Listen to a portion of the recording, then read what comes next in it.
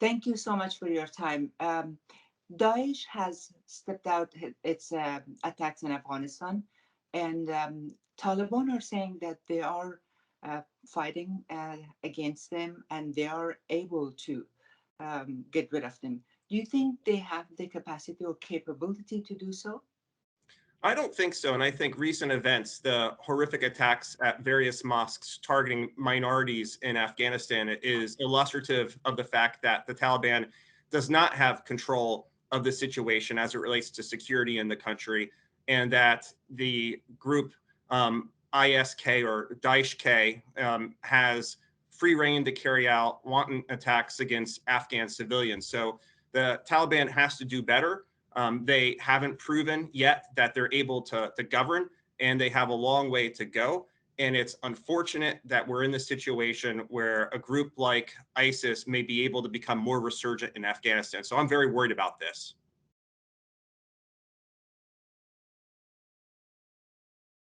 Um, what do you think? What are the possibilities of emerging other terrorist groups in the region? So I'm also very concerned about a possibility of Afghanistan becoming what Syria was about 7 to 8 years ago, where you had foreign fighters from across the globe go to Syria and Iraq to join Daesh. This is a scenario that is my worst fear for Afghanistan. And the United Nations issued a report in June of 2021, I believe, that indicated that there were already approximately 8,000 to 10,000 foreign fighters in Afghanistan. That's a pretty significant number. And now, with the United States departed, there is this real possibility, because the Taliban hasn't been able to govern effectively, that you may have other Salafi jihadist groups along the lines of Daesh and Daesh allies going to Afghanistan to try to find a safe haven there. And for me, that's a great concern, that you may have this massive relocation of fighters to the country, which will further instability in Afghanistan. Thank you. You actually answered the other two questions that I have. Um, the world has not recognized a Taliban government yet. Um, they are saying that their government there is not inclusive. The right of women, the rights of human beings, women and are not actually the women's are pushed aside. They're not allowed to work. So unless those things are corrected by Taliban, they're not going to be recognized. Also, financially, now Afghanistan's money are all frozen in the banks. So it's the situation is really bad in Afghanistan. Recently, they had a trip to Qatar and also Turkey. Are you aware of those? And what do you think was discussed there? And how it seems like Turkey uh, did not gave them a cold shoulder in that meeting. What is your take from those meetings?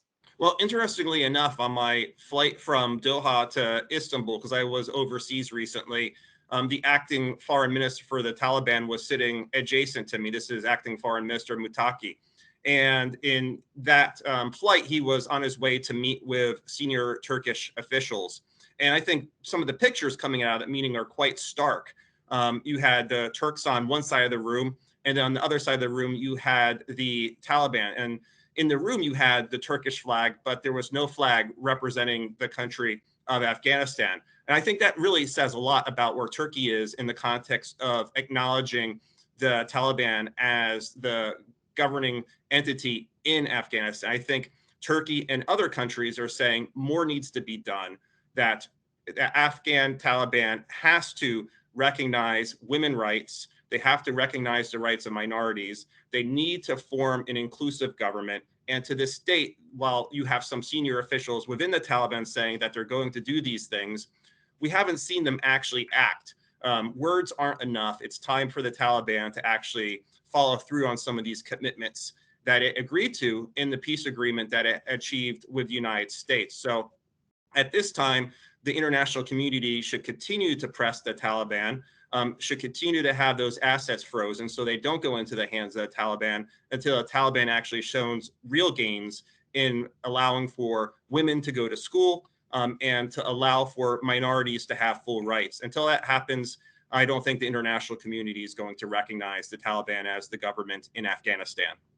And then there is the big question of then what's going to happen to the people of Afghanistan, that they are basically facing starvation and financial problems. So it's a terrible situation in Afghanistan, and it's largely of the making of the Taliban. Of course, corrupt government officials who were in Afghanistan prior to the Taliban who fleeced the country. The one thing I know about living in Afghanistan myself in 2004 and going back for some time in 2012 is that the Afghan people are remarkably resilient people.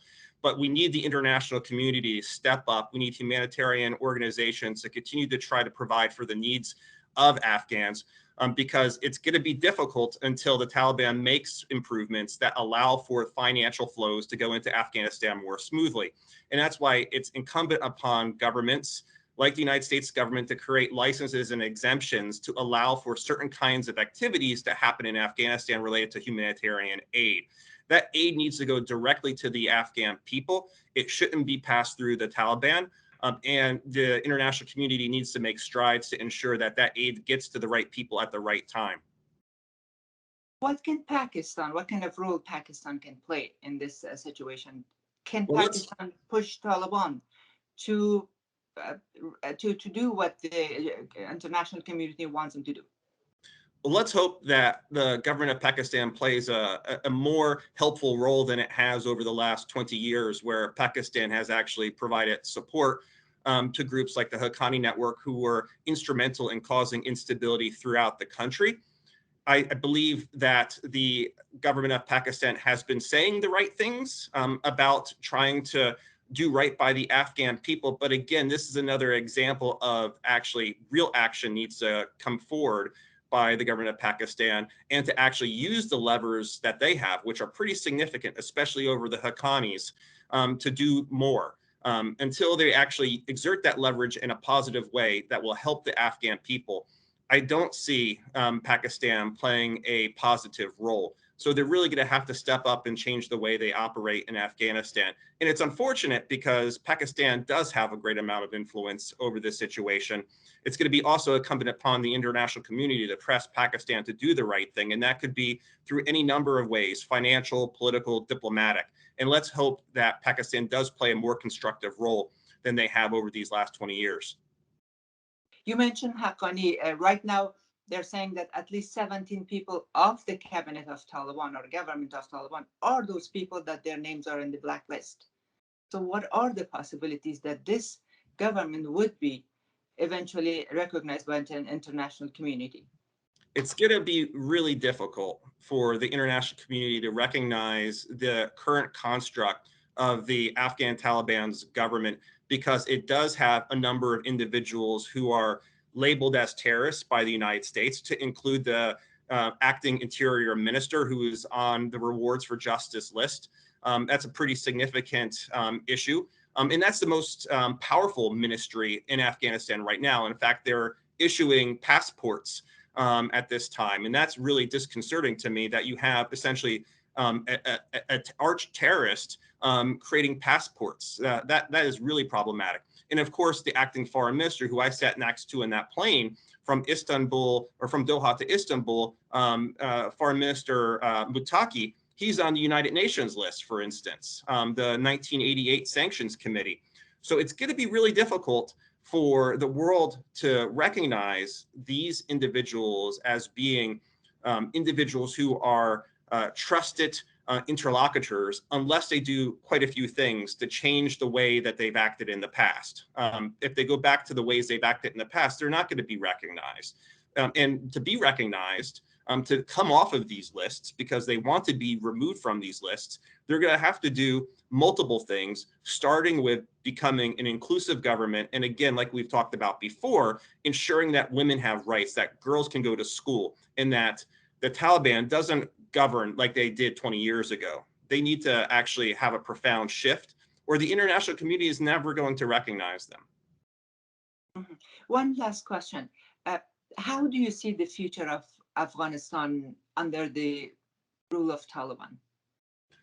So I think the future will really come down to the level of commitment the international community has. And that's not just governments, but also humanitarian organizations to try to put pressure on the Taliban to reform. And that pressure and leverage that the international community possesses is significant. Billions of dollars can actually go a long way to changing the Taliban's behavior. The international community needs to continue to provide aid in this interim period of time until the Taliban makes the right moves to become more inclusive. I am right now, as of today, somewhat pessimistic about the future of Afghanistan, though. And anybody who is optimistic about the future is lying to themselves, because the Taliban has time and again, unfortunately, illustrated that it is not capable of governing, certainly not capable of securing the country. And we all have the fear that you're going to see a significant flow of fighters into the country. So in the short term, I am pessimistic, but in the mid to long term, I do believe that the Afghan people, their resiliency, and the fact that you have a younger demographic of Afghans in the country who have not been under the yoke of the Taliban will resist some of these pressures the Taliban puts upon it. And unless the Taliban does the right thing, I think the people will rise up and remove the Taliban for good. So I think in the mid to short or long term, there is that hope that I possess, that you have young Afghans who are going to perhaps step up if the international community doesn't step up and if the aid community doesn't step up. I know that's a complex answer, but I actually have faith in the Afghan people in the end. Thank you so much for your time. I appreciate it.